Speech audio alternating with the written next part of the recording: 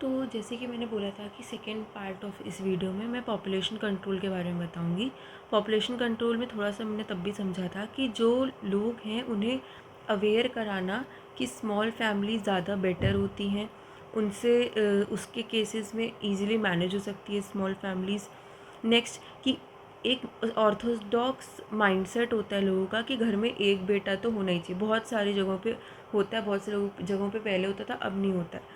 ठीक, तो ये ऑर्थोडॉक्स जो मेंटालिटी है, इससे क्या हो सकता है कि एक मेल चाइल्ड की चाहत में अगर बार बार किसी के फीमेल चाइल्ड हो रही है तो वो ट्राई करते हैं, या फिर एक केस होता है फीमेल फिटिसाइड जो कि बहुत ज़्यादा बीच में बढ़ा था, जिसकी वजह से एम्नियोसिंथेसिस को भी स्टॉप किया गया था। ठीक, तो इससे बहुत नेगेटिव इम्पैक्ट पड़ रहा है। अगर मैं पॉपुलेशन कंट्रोल को एक बार साइड रख के वैसे भी बात करूँ तो नेक्स्ट एज रिस्ट्रिक्शन लाना कि गर्ल्स के लिए 18 ईयर्स ऑफ एज और बॉयज़ के लिए 21 ईयर्स ऑफ एज शिफ्ट कर देनी चाहिए मैरिज की। मैरिड कपल को इस बात के बारे में बताना है कि फैमिली वेलफेयर प्रोग्राम्स जो आजकल गवर्नमेंट चला रही है उसके अंदर क्या क्या चीज़ें हैं, बहुत सारे फ़ायदे भी होते हैं इस चीज़ के। फैमिली भी हेल्दी रहती है बेटर तरीके से और लॉन्ग टर्म के लिए प्रॉपरली रह पाती है। बहुत सारे कॉन्ट्रसेप्शंस हैं जो कंसेप्शन को अवॉइड करने के लिए मेल फीमेल दोनों के लिए यूज़ किए जा सकते हैं। कुछ ऐसे हैं जो पहले बहुत ज़्यादा फेमस थे बट अब धीरे धीरे ड्यू टू एसटीडी एक बहुत बड़ी प्रॉब्लम है आजकल। एसटीडी का फुल फॉर्म क्या होता है? सेक्सुअली ट्रांसमिटेड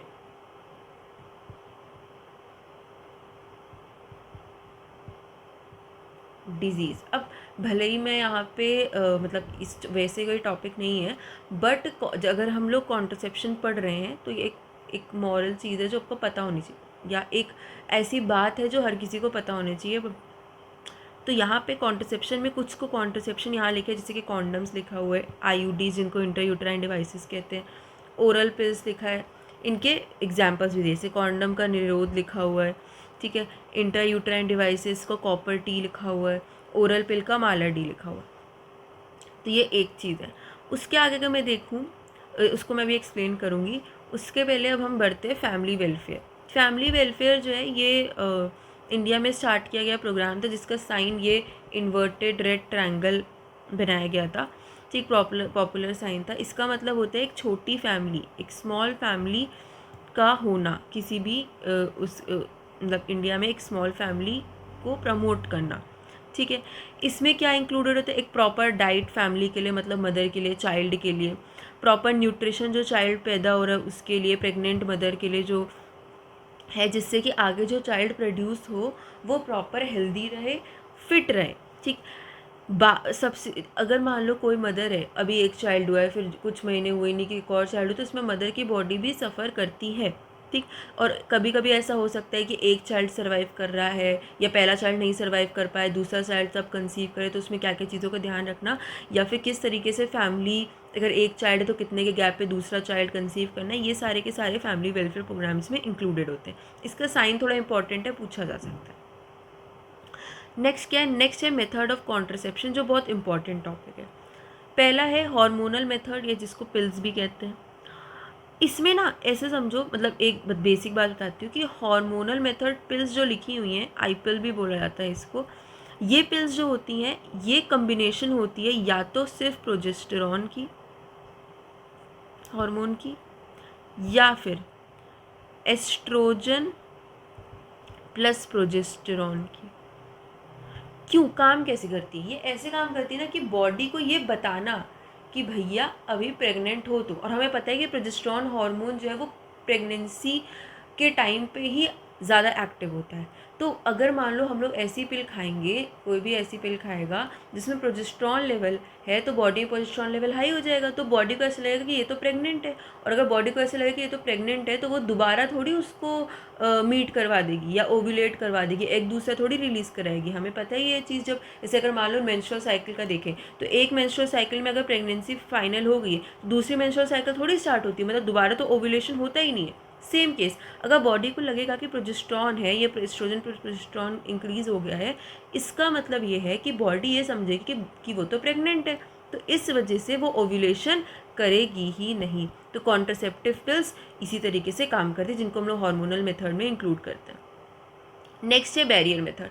बैरियर मेथड में सबसे मेन और मोस्ट यूज्ड जो है वो आजकल क्या है, कॉन्डम्स है। कॉन्डम्स जो होते हैं ये पहली बात बने किसके होते हैं, लैटेक्स के बने होते हैं। लैटेक्स होता है जो बॉडी के लिए एक सेफ मटेरियल माना जाता है, लैटेक्स को बना हुआ होता है, रबर शीट्स जैसा होता है, ठीक है। ये क्या करता है, ये एक बैरियर जैसा होता है, जो ये मान लो फीमेल का वेजाइना है और ये मेल का पेनिस है, जिसके ऊपर अगर अप्लाई किया जा रहा है कॉन्डम को, तो ये एक बैरियर की तरीके से एक्ट करेगा, जो वेजाइना में स्पर्म की एंट्री होने ही नहीं देगा। अगर स्पर्म एंटर ही नहीं करेगा वेजाइना में, तो वो पहुंच के एम्पुला तक, फैलोपियन ट्यूब तक थोड़ी पहुंच पाएगा, तो मतलब फर्टिलाइजेशन तो हो ही नहीं सकता। तो बैरियर मेथड का मतलब कि जो रोक रहा हो। एक चीज़ और, बुक्स में लिखा हुआ है कि कॉन्डम्स मेल के लिए होते हैं, बट नॉलेज पर्पज़ के लिए बता दूं कि कॉन्डम्स मेल और फीमेल दोनों के लिए आते हैं। उनका शेप थोड़ा सा डिफरेंट होता है। फीमेल का जो होता है होता है कॉन्डम, वो कुछ सिलेंड्रिकल शेप का होता है, ठीक। और उसको फीमेल के सर्विक्स वाले रीजन पे अप्लाई किया जाता है, खुद ही फीमेल अप्लाई कर सकती है, ठीक। और जो मेल का कॉन्डम होता है वो एक्सटर्नल जेनिटल है, मतलब जिसको पेनिस कहते हैं, उस पर अप्लाई किया जाता है। दोनों का मटीरियल लैटेक्स ही होता है, ठीक। और काम क्या होता है, वही चीज़। ये भी क्या काम करेगा, सेम चीज़। ये अगर सर्विक्स पे हमने लगाया है, अगर मान लो स्पर्म इस पे एंटर कर रहा है डायरेक्टली पेनिस से, तो वो थोड़ी वेजाइना में एंटर करके एम्पुला तक पहुंच पा रहा है। यही तो हमें करना था कि उसे रोकना था। नेक्स्ट होता है डायफ्रागम। डायफ्रागम क्या होता है, डायफ्रागम एक ऐसा कैप जैसा होता है, ऐसा डायफ्रागम होता है, ठीक है। इसे ये देखो, कॉन्डम के साथ एक केस है कि आप इसे मल्टीपल बार यूज़ नहीं कर सकते, यूज़ एंड थ्रो होता है, एक बार यूज़ किया फिर आप इसे हटा देते हो। लेकिन डायफ्रागम जो होता है आप इसको मल्टीपल टाइम यूज़ कर सकते हो, बट प्रॉपर स्टेरलाइज करने के बाद। ये कैसे होता है, ये भी लैटेक्स का कैप जैसा प्रेजेंट होता है, डीप वेजाइना में अंदर की तरफ इसको इंसर्ट किया जाता है। फीमेल डायफ्रागम किसके लिए होती है, फीमेल के लिए होती है, ठीक है। सर्विक्स की ओपनिंग पे लगाया जाता है, और ये भी क्या करता है, प्रिवेंट करता है स्पर्म की entry into the vagina, sorry, into the cervix, uterus to fallopian tube. Next is sperm killing spermicidal agents. हालांकि अगर बहुत सारे लोग ऐसा कहते हैं, बहुत सारे केमिकल्स कुछ होते हैं जो हार्म भी कर सकते हैं, तो हमेशा देख के प्रॉपर डॉक्टर से कंसल्ट करके तब स्पर्मिसाइडल एजेंट्स को यूज़ करना चाहिए। मैं ये नहीं कह रही कि सारे हार्मफुल होते हैं, बट हाँ, क्योंकि उनमें केमिकल्स होते हैं तो वो हार्म कर सकते हैं, तो उन्हें प्रॉपर पता करके तभी यूज़ करना चाहिए। तो स्पर्म किलिंग स्पर्मिसाइडल एजेंट्स होते हैं, इनमें केमिकल्स होते हैं। ये केमिकल को वेजाइना पे लगाया जाता है, जिससे क्या हो कि अगर स्पर्म, जो भी स्पर्म एंटर करो तो स्पर्म वहीं पे मर जाए, ठीक। ये ऐसे होते हैं जो स्पर्म को मारने के लिए रिस्पॉन्सिबल होता है, ठीक है। नेक्स्ट होता है आईओडी, इंट्रा यूटेराइन डिवाइसेस। आईओडीज जो होती हैं, इंट्रा यूटेराइन डिवाइसेस जो होती हैं, ये इंडिया में सबसे ज़्यादा यूज़ होने वाली डिवाइसेस थी। सेकेंड, हाँ, सबसे ज़्यादा यूज़ होने वाले डिवाइसेस में से एक है इंडिया में। लेकिन मतलब ऐसे थी सबसे ज़्यादा, अब क्यों इतनी नहीं यूज़ होती, क्योंकि देखो जो कॉन्डम्स हैं, कॉन्डम्स क्या काम करे, एसटीडी से भी प्रोटेक्शन प्रोवाइड करे, सेक्सुअली ट्रांसमिट डिसीज जैसे कि एड्स। हम सबको पता है एड्स कितनी बढ़ती हुई बीमारी है, तो एड्स से प्रोटेक्शन एसटीडी के थ्रू, एसटीडी से, और मतलब एड्स होता है एसटीडी में, एसटीडी में और भी बीमारी होती है, गोनोरिया, सिफिलिस, ये सभी एसटीडी के अंदर आती हैं। तो इन बीमारियों से भी वो प्रोटेक्शन करने का काम कर रहा है ना। लेकिन इंट्रायूटेराइन डिवाइसेस ऐसी होती हैं कुछ ऐसे, जिसको कॉपर टी एग्जाम्पल है, लिपीज लूप भी ऐसे होता है। ये पहली बात तो इसके लिए एक मेडिकल प्रैक्टिशनर की ज़रूरत होती है, नर्सेज भी हो सकती हैं जो इंसर्ट करती है इसको डीप इनटू द यूट्रस। उसके बाद क्या होता है कि इसे आप निकालने के लिए थ्रेड के थ्रू निकाल सकते हो। ये जो डिवाइस होती है इसमें कॉपर के एलिमेंट जैसा प्रेजेंट होते हैं। ये कॉपर क्या करता है, ये फर्टिलाइजेशन को रोकता है, अगर फर्टिलाइजेशन हो भी गया तो इम्प्लांटेशन को रोकता है, तो ये कंसीव होने नहीं देता है, सिंपल सी बात है।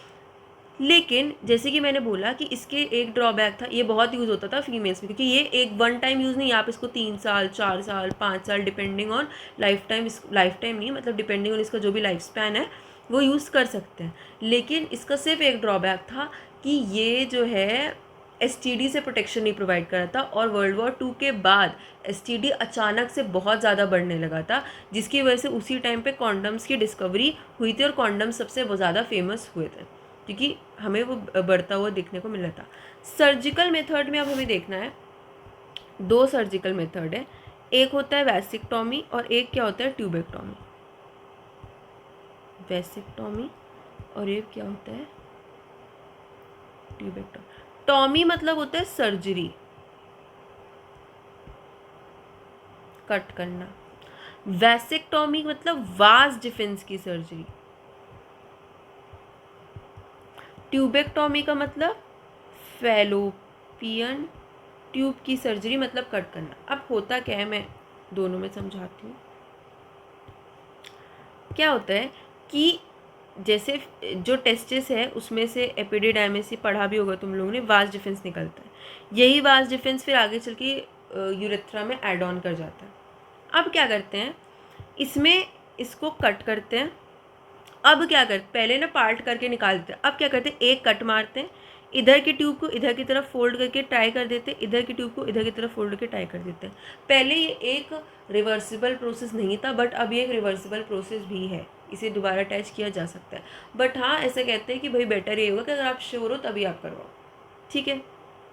हिंदी में वैसेक्टॉमी को नसबंदी भी कहते हैं, सुना होगा तुम लोगों ने, इस पे बेस्ड मूवीज़ भी बनी हुई हैं और एक टाइम पे ये बहुत फेमस भी था, ठीक। तो अगर कोई ऐसा है जो कराना चाहे तो वो करा सकता है, बहुत छोटा सा प्रोसीजर होता है, लेकिन और कंपेरेटिवली फीमेल के कंपेरिजन में कम पेनफुल होता है। सर्जरी करवा के आप तुरंत जा सकते हो। फीमेल में थोड़ा 1-2 दिन का रेस्ट और ये सब चीज़ें बोला जाता है। ट्यूबेक्टॉमी में क्या होता है, ट्यूबेक्टॉमी में वही फैलोपियन ट्यूब है हमारा, एक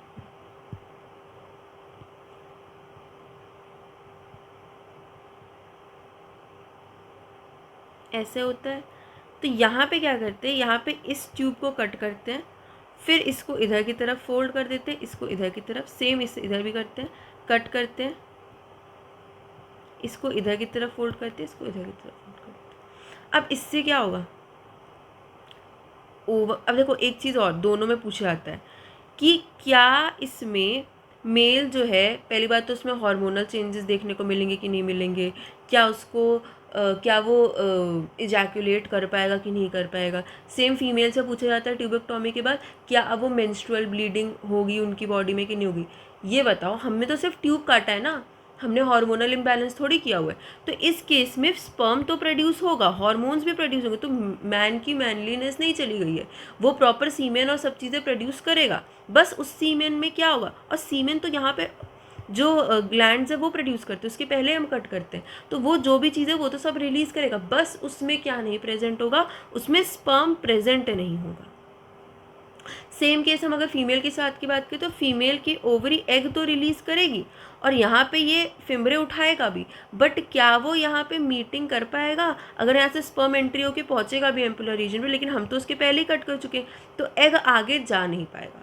और उसके बाद की बात करूँ, मेंस्ट्रुअल ब्लीडिंग जो होती है, ब्लीडिंग वो तो एक्चुअली में यूट्रस की लाइनिंग से होती है, यूट्रस की लाइनिंग है, यूट्रस के साथ तो हमने कोई छेड़छाड़ तो करी नहीं है ना। तो इस केस में अगर हम बात करें तो वहाँ ब्लीडिंग तो होगी ही होगी, ठीक। तो ये वैसेक्टॉमी और ट्यूबेक्टॉमी होती है, ठीक।